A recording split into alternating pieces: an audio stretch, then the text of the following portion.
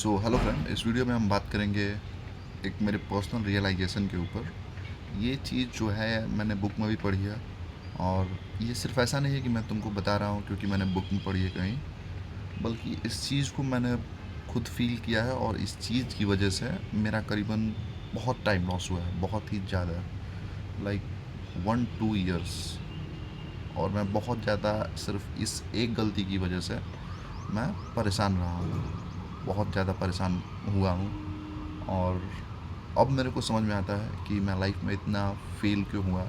एक सब्जेक्ट था सेल्स, मैं सेल्स को मास्टर करना चाहता था, मैं डायरेक्ट सेलिंग में को मास्टर करना चाहता था। मैंने कई प्रयास किए और धीरे धीरे करके मेरी स्किल्स अच्छी होती गई। मैं अभी नहीं कहूँगा, ये नहीं कहूँगा कि अभी मैं एक मास्टर क्लोजर हूँ, लेकिन मैं क्लोजिंग कर लेता हूँ और अच्छी खासी मेरी, मतलब मैं अच्छे से बात भी कर लेता हूँ। मतलब मैं अपने आप को एक एबव एवरेज क्लोजर मानता हूँ, ठीक है, अभी के टाइम पे। अगर देखा जाए तो कुछ साल पहले या फिर कुछ महीने पहले भी मैं एक उतना अच्छा क्लोजर नहीं था, और मेरे को लगता था कि मैं नहीं हूँ। जबकि जो मेरे आसपास के क्लोजर थे, मैं आपको एक स्टोरी बता रहा हूँ। ये स्टोरी है गोरखपुर की, और मैं वहाँ पे एक रियल इस्टेट कंपनी में काम करता था। वहाँ पे मेरा काम था लोगों को कॉल करके बुलाना।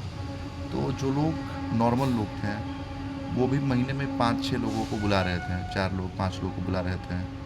मेरा एक दोस्त था जिसको मैंने ही वहाँ पे नौकरी लगवाई, वो महीने में 15-15 20-20 लोगों को बुला लेता था, और मेरे से 2-3 महीने में एक लोग भी नहीं आ रहे थे, ठीक है। और अब मेरे को लग रहा है कि वहाँ पर भी मैं यही गलती कर रहा था। और उस समय भी मैं सेल्स के ऊपर बुक्स पढ़ता था, लेक्चर सुनता था, हाँ, पूरी तरह से सेल्स के ऊपर फोकस था। उसके बाद भी मेरा ये कंडीशन था। जो लोग एवरेज थे, जिनका रिजल्ट एवरेज था, उन वो लोग उतनी मेहनत नहीं करते थे, वो लोग उतनी पढ़ाई भी नहीं करते थे। फिर भी मेरे को, मतलब मेरे लिए एक ड्रीम हो गया था कि मैं कम से कम एवरेज को भी टच कर पाऊँ। एवरेज टच करना भी मेरे लिए एक बहुत बड़ी बात हो गई थी, ठीक है।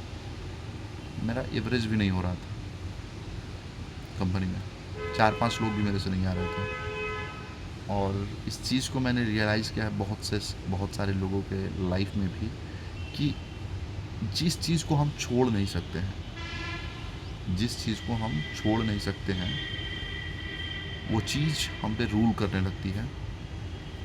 और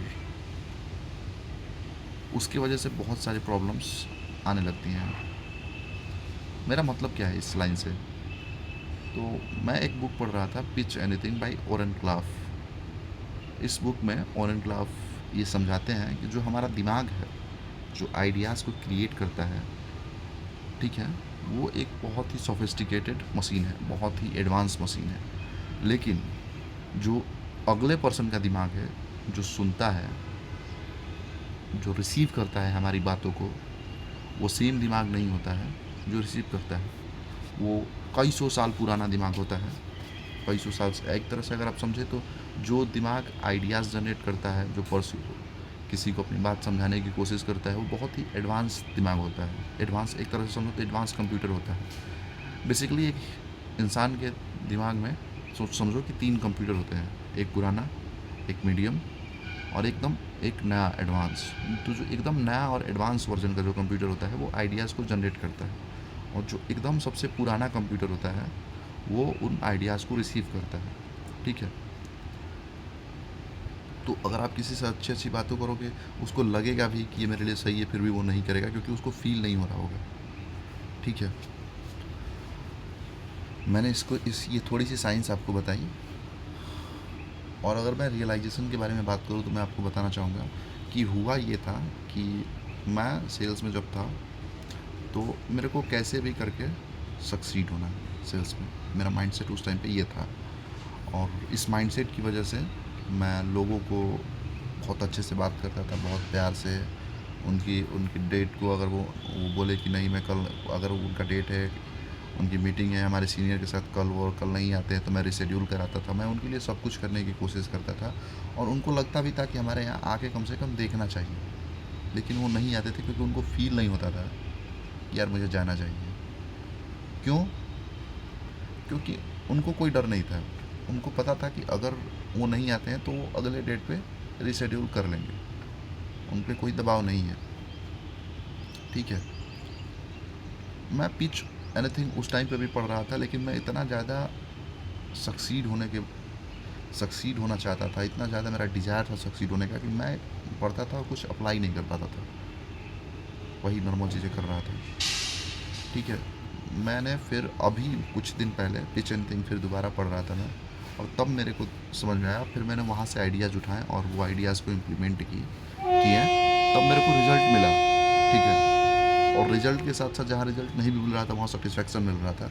सेटिस्फेक्शन इस बात का था कि जो मेरी बाउंड्री लाइन है, जो बाउंड्री है, उस बाउंड्री के अंदर जो आ रहा था मैं उसको क्लोज़ कर रहा था, और जो नहीं आ रहा था बाउंड्री में मैं उनको क्लोज़ ही नहीं कर रहा था। मैं उनको बोल रहा था कि आप चले जाओ सर, समझ रहे हो। पहले ये सिचुएशन थी कि मैं उनको कैसे भी करके क्लोज़ करना चाहता हूँ, ठीक है। तो इस सिचुएशन में होता क्या था कि मैं उनको चेज़ कर रहा हूँ, अब मैं ऐसा नहीं करता हूँ। अब जिनको क्लोज़ होना होता है, जो मेरे टाइम के हिसाब से क्लोजिंग कर सकते हैं, हाँ, तो मैं उनको थोड़ा सा फ्री हैंड देता हूँ कि मैं एकदम प्रेशराइज़ ना करूँ, ऐसा ना लगे कि मैं कोई स्कैमर हूँ। लेकिन वो फ्री हैंड पूरा नहीं होता है। मैं अभी भी कॉल्स रिशेड्यूल करता हूँ, लेकिन इसका मतलब ये नहीं कि आप कॉल पे नहीं आओगे और मैं रिशेड्यूल कराता रहूँगा, आप मीटिंग नहीं ज्वाइन करोगे मैं रिशेड्यूल कराता रहूँगा, नहीं। मैं आपको 2 बार दूँगा, 3 बार दूँगा, 4 बार दूँगा। अगर आप उसके बाद भी नहीं आ रहे तो मैं आपको छोड़ दूँगा, और मैं आपको बोल दूँगा कि लास्ट टाइम है, अगर आप नहीं आए तो छोड़ दूँगा। उससे उनके ऊपर भी प्रेशर बनता है, ठीक है, और आप भी कॉन्फिडेंट फील करते हो।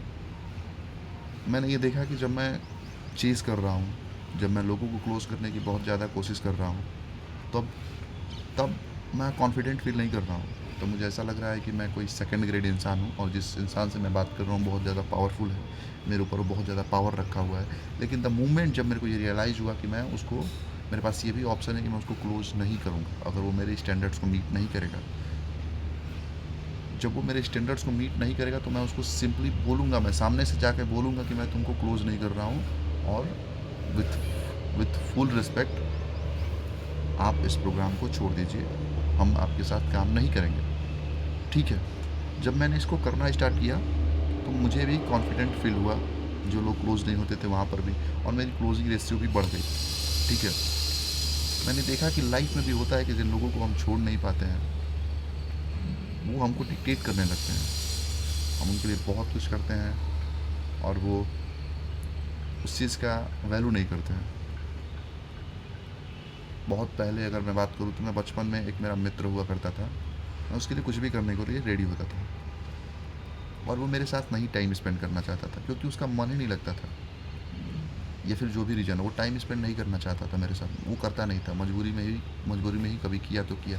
और वो जो उसके और दोस्त हैं जिनके साथ वो टाइम स्पेंड करता था, वो उसको इतना इज्जत नहीं देते थे जितना कि मैं देता था। मैं उसके लिए कुछ भी करने के लिए रेडी था, उसको पैसे की ज़रूरत हो, मेरे पास पैसे है तो मैं उसको पैसे दे देता था, वो भी उधार नहीं, मैं उसको कभी मांगने नहीं जाने वाला हूँ, क्योंकि भाई मेरे को लगता था कि वो मेरे साथ रहेगा तो मेरे को अच्छा लगेगा, ठीक है। उस टाइम पे मैं ये सब बुक्स नहीं पढ़ता था, मेरे को ये साइंस के पीछे की स्टोरी नहीं पता थी। मैं उससे परेशान हो गया था, मैं चाहता था कि वो बस मेरे साथ रहे, वो नहीं रहता था। मैं परेशान हो गया इस बात से, बहुत परेशान होता था। फिर मेरे और दोस्त बने, और उसकी इम्पोर्टेंस मेरी लाइफ में कम हो गई क्योंकि वो मेरे को इम्पोर्टेंस देता नहीं था, मैं उसको बहुत इम्पोर्टेंस देता था, वो मेरे को इम्पोर्टेंस देता नहीं था, तो मैं इस बात से इरिटेट हो गया था। और जब मुझे और दोस्त मिले तो मेरे को भी लगा कि इसको दिखाना चाहिए कि मैं इसके बिना भी रह सकता हूँ, इसकी भी इतनी इंपॉर्टेंस नहीं है। तो जब मुझे ज़रूरत होती थी मैं एक दो बार उससे पूछता था कोई काम करने के लिए, वो बार बार मना करता, तो मैं उसको फोर्स नहीं करता था, मैं उसको चेस करना बंद कर दिया। कुछ दिन तक हमारा रिलेशन ठीक हुआ, वो फिर हमारे साथ टाइम स्पेंड करने लगा। लेकिन मेरे जो और दोस्त बने, जो मेरे साथ टाइम स्पेंड करना चाहते थे, जिनके साथ मैं भी टाइम स्पेंड करना चाहता था, अब सिर्फ ये नहीं था कि मैं उनके साथ टाइम स्पेंड करना चाहता हूँ वो मेरे साथ नहीं करना चाहते हैं, बल्कि अब ये हो गया था कि अब वो भी मेरे साथ टाइम स्पेंड करना चाहते हैं और मैं भी उनके साथ टाइम स्पेंड करना चाहता था। तो जब मेरे ऐसे दोस्त बने तो मेरे को अच्छा लगने लगा, और आपरूपी उसकी जो वैल्यू थी मेरे लिए, जो मेरा वो दोस्त था जिसको सिर्फ मैं ही चेस कर रहा था, जिसके साथ सिर्फ मैं ही रहना चाहता था, वो नहीं रहना चाहता था, मजबूरी में रहता था, मेरे बार बार रिक्वेस्ट करने की मजबूरी में, उसकी वैल्यू कम हो गई। अब वो मेरे साथ रहे ना रहे इस बात से कोई फ़र्क नहीं पड़ता था। और मैंने देखा कि जब मैं उसको कहता था तब वो पहले से ज़्यादा अवेलेबल हो गया था, वो भी पहले से ज़्यादा मेरे साथ मतलब इंगेज करने करता था। लेकिन अब उसकी कोई वैल्यू नहीं थी, क्योंकि अब मेरे पास और दोस्त हैं, ठीक है। तो इन सारी स्टोरीज़ को मैं आपको इसलिए बता रहा हूँ क्योंकि मेरे को लगता है कि जिन चीज़ को हम छोड़ नहीं सकते हैं, जिस चीज़ को हम छोड़ नहीं सकते हैं किसी भी रीज़न की वजह से, वो हमारे लाइफ में अनरियलिस्टिक प्रॉब्लम क्रिएट करती हैं। हम सोच भी नहीं सकते हैं किस लेवल का प्रॉब्लम वो क्रिएट मेस करती हैं, लेकिन वो करती हैं। मैंने बहुत बड़ा प्राइज़ इसके लिए पे किया है। सो मैंने लाइफ में डिसाइड किया कि मैं किसी भी चीज़ को इतना पावर नहीं दूंगा कि मैं उसको छोड़ नहीं सकता हूँ। मेरे स्टैंडर्ड को मीट नहीं करेगा तो स्टैंडर्ड्स को मीट करना ज़रूरी है।